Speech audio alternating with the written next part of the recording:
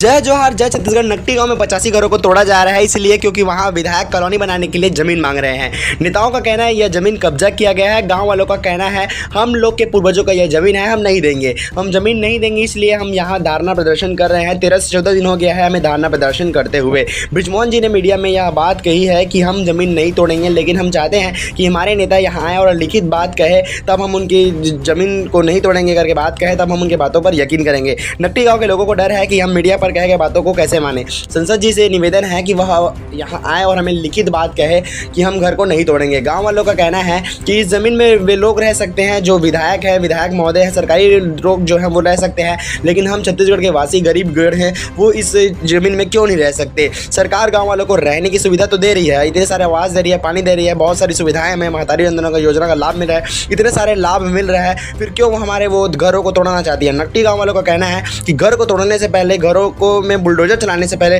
वो हम पे बुलडोजर चलाए, उसके बाद ही वो हमारे घरों को तोड़े।